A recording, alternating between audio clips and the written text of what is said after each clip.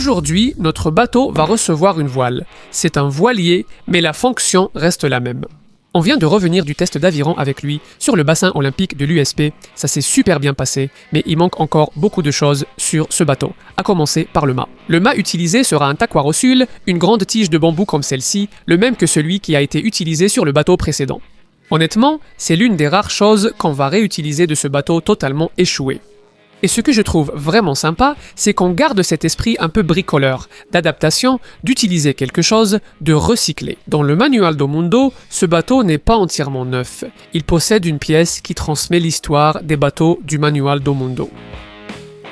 Le principal défi est de bien fixer le mât sur son support, car il y a un peu de jeu. On va essayer d'enrouler des morceaux de chambre à air de moto et ensuite de faire fendre une bande de bouteilles en plastique par-dessus. Quand tu la chauffes, elle rétrécit et elle serre, elle maintient tout en place.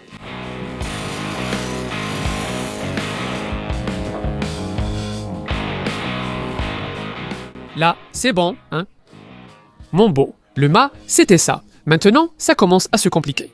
On va sortir la voile de l'emballage, je l'ai commandée il y a environ un mois, c'est Pierre, de Windsail, qui l'a fabriquée.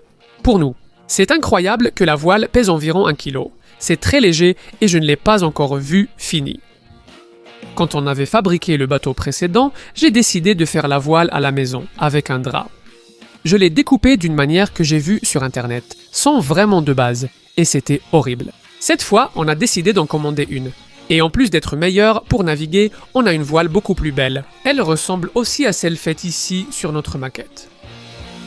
Mec, regarde sa taille. Mon Dieu, tu as vu ça? Tout est renforcé ici dans les coins. Il y a une partie transparente en bas de la voile, c'est sympa car tu peux voir de l'autre côté et comprendre ce qui s'y passe. Et aussi quelques petits rubans accrochés là, des petits rubans colorés qui servent à voir comment le vent se comporte par rapport à la voile. Si ces rubans bougent trop, cela signifie que le vent ne pénètre pas bien dans la voile. Il y a 2 sous-mâts qu'on doit installer ici, la baume qui va en bas et la vergue qui va en haut. On a ici une poutre de 5 par 5 cm et on doit la transformer en un bâton rond de 4 cm de diamètre. Alors, d'abord, on va utiliser un peu de rabot ici. En fait, ce n'est pas un peu de rabot, c'est beaucoup de rabot. On doit enlever beaucoup de bois et ensuite utiliser du papier de verre.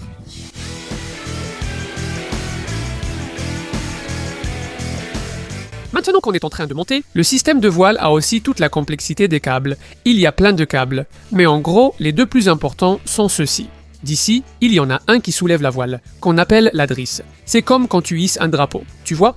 Tu tires sur un câble là, on a aussi l'écoute, qui est ce câble ici et qui contrôle l'angle de la voile. Beaucoup de choses doivent être attachées et j'utilise principalement 2 nœuds que je veux vous montrer. Le premier, c'est le nœud en 8. Ça, ce serait une boucle normale, non? Un nœud classique que tu as l'habitude de voir partout. Pour le nœud en 8, tu fais un tour de plus et il devient ça, d'accord? Il devient comme ça. Ce nœud en 8 sert d'abord, si tu veux faire un nœud au bout de la corde et le rendre un peu plus facile à défaire, le nœud en 8 est bien. Dans ce cas, tu l'utiliserais comme ça. Mais si tu veux faire une boucle, tu peux prendre l'autre extrémité de la corde et la passer dans le nœud déjà fait.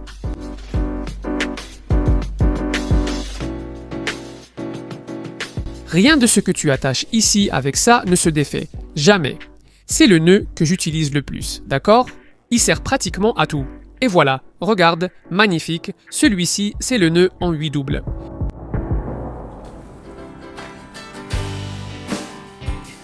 Mon gars, il veut déjà naviguer ici, regarde, avec cette petite brise, c'est fou, regarde comment il part déjà sur le côté, il veut déjà naviguer, hein? Ce qui peut surprendre, c'est la forme de la voile, très différente de ce qu'on voit habituellement. Ça s'appelle une voile à corne. Et elle est comme ça parce que le centre de pression de la voile, c'est-à-dire son centre d'équilibre quand le vent souffle, il se trouve à peu près ici. Et ça fait que le bateau gîte moins. Tu vois? À chaque fois que le vent souffle, le bateau va pencher un peu et ça va faire que le bateau s'incline. Moins qu'une voile ordinaire, ce qui, ici, est un avantage car il reste un peu plus stable. Il devient vraiment plus instable avec la voile, non? Imaginons que je vais être ici, tu vois, mais là, ça dépend de ta capacité à l'éviter. Tu comprends? Tu vas devoir, quand tu navigues, parfois tu es d'un côté, parfois de l'autre, tu dois te baisser. La baume, elle est un peu dangereuse, parce qu'à un moment donné, le vent vient de derrière. S'il change de direction et fait ça ici, tu vas avoir ce mouvement très brusque et la baume peut te frapper à la tête. Donc, c'est l'une des raisons pour lesquelles je vais porter un gilet de sauvetage en permanence. Avec un gilet de sauvetage, car si tu navigues seul et que la baume te frappe à la tête, tu tombes à l'eau. Il se peut que tu perdes connaissance, et alors, si tu n'as pas de gilet de sauvetage. L'une des choses qu'on allait faire dans cette vidéo, c'était de peindre le dessous du bateau. Un débat anime Manual do Mundo. Faut-il le peindre en vert et blanc, couleur d'origine, ou le laisser en bois? Pour ma part, je préfère garder la couleur bois.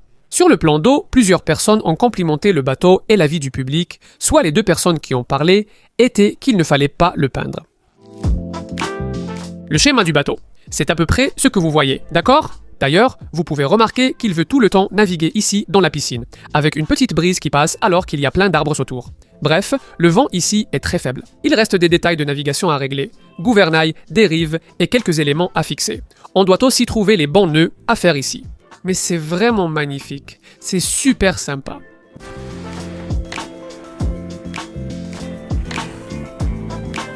Cet espace se trouve aux extrémités du bateau, à la poupe et à la proue. C'est un caisson de flottabilité, ici il y aura une trappe d'inspection, tu peux l'utiliser pour ranger quelque chose à l'intérieur, etc. Il faut aussi cette ouverture pour la maintenance.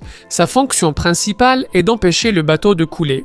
Si c'est bien fait, le bateau peut se coucher, se remplir d'eau, il ne coule pas du tout, il est insubmersible.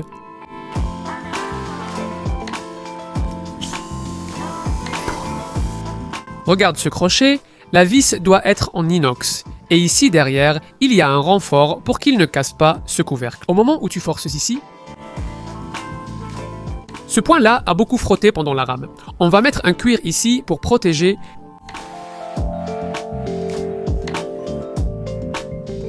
Regardez, on prend le lest du sous-marin pour faire le bateau. Il manque 3 éléments pour que ce bateau soit totalement prêt à aller à l'eau. D'abord, il faut installer le gouvernail et la dérive. Le gouvernail sert à diriger le bateau. Les ferrures ne sont pas encore arrivées, donc l'installation sera montrée dans la prochaine vidéo. Deuxièmement, il s'agit de savoir comment je vais dormir dans le bateau. J'avais envisagé de m'allonger sous le banc avec un matelas gonflable, mais je pense que ce n'est pas possible. J'ai acheté un hamac de jungle et je vais chercher comment l'accrocher dans le bateau.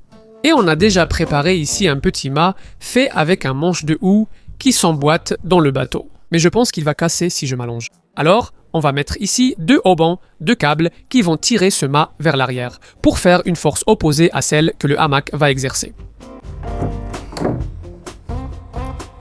Maintenant, il va falloir attacher le hamac ici. Est-ce que ce sera confortable de dormir là-dessus? Mince, là tu m'as fait peur. La base du petit mât s'est détachée, elle était collée. Regarde, il y a de l'époxy qui colle ici. C'est une mauvaise nouvelle, car si la base du petit mât s'est détachée, celle du grand mât peut aussi partir. En fait, à l'arrière, ça va, ça ira. Le hamac va faire un contrepoids, mais il était resté un peu lâche, non? On va voir ce qui va se passer. C'est resté un peu lâche, n'est-ce pas? Oups, waouh. Ça. Je l'ai trouvé confortable. Ça serrait un peu en bas ici, mais c'est confortable.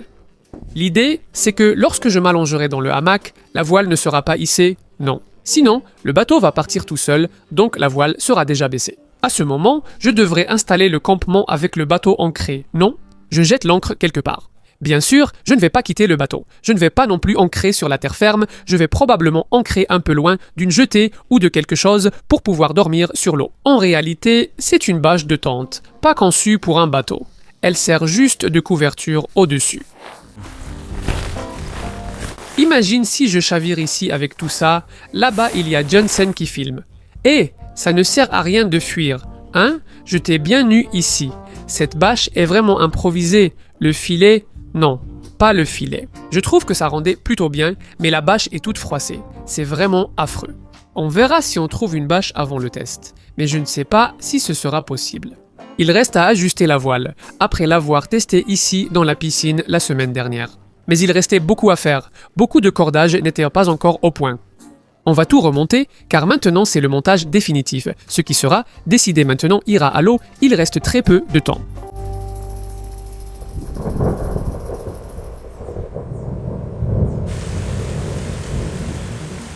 Il faisait soleil, mais il pleut maintenant. C'est déjà un test pour voir si le bateau a une infiltration. Quelque chose comme ça dans les caisses, à l'avant ou à l'arrière, oui. Je ne sais pas comment on va continuer. Pas maintenant. On ne va pas affronter la pluie, non? Si elle tombe, c'est déjà un test. Le jour où je vais dormir sur le bateau, je dois déjà savoir ce que je fais. S'il pleut,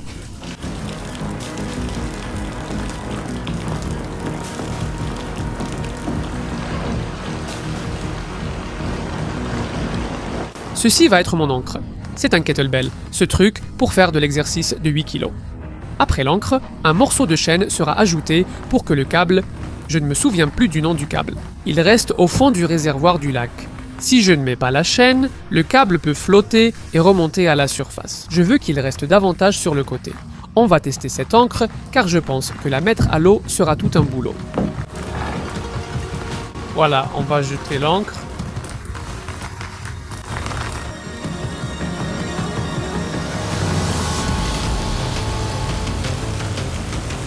De l'eau est déjà dans le bateau. J'ai compris que j'aurais besoin d'une tasse pour le jour J. Là, il devrait y avoir un trou pour que cette eau s'écoule, mais on n'avait pas encore fait le trou. Cet instrument est essentiel pour la navigation, mais il est peut-être trop petit. On va tester.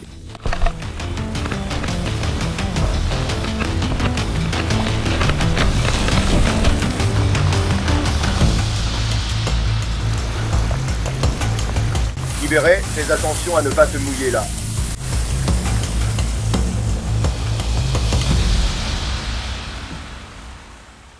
Avec toute cette pluie, vérifions si de l'eau est entrée dans notre caisson. Que se passerait-il s'il y avait un téléphone portable ici?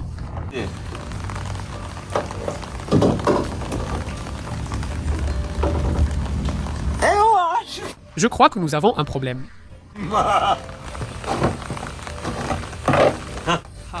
Devine, ici tout est plein d'époxy, donc je ne sais pas exactement par où ça entre. Ouais, ça va être dur s'il pleut ce jour-là, hein? Ça ne va pas être facile, non. Aujourd'hui, c'est le jour de découvrir les choses qu'on a mal faites. De l'eau est entrée dans les caisses de la proue et de la poupe, la base du mât et du petit mât s'est détachée. J'ai coupé la drisse beaucoup plus courte que je n'aurais dû. Qu'est-ce qu'on a encore raté, hein? On saura seulement le jour même si ça fonctionne. Oh, mon Dieu du ciel!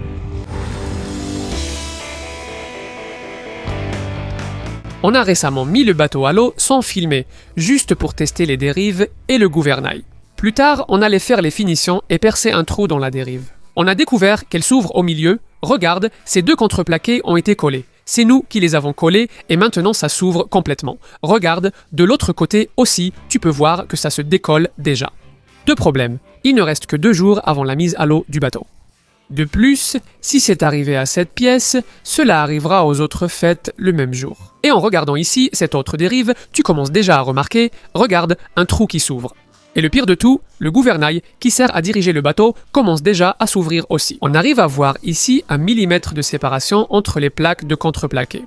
Je n'ai aucune idée de pourquoi cela est arrivé. Probablement qu'on a mal mélangé l'époxy. Mais le fait est que ces pièces-là sont condamnées.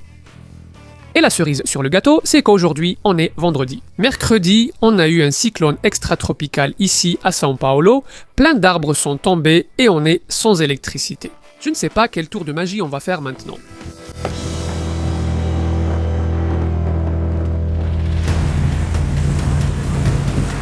Waouh! J'ai mal à la gorge depuis des jours.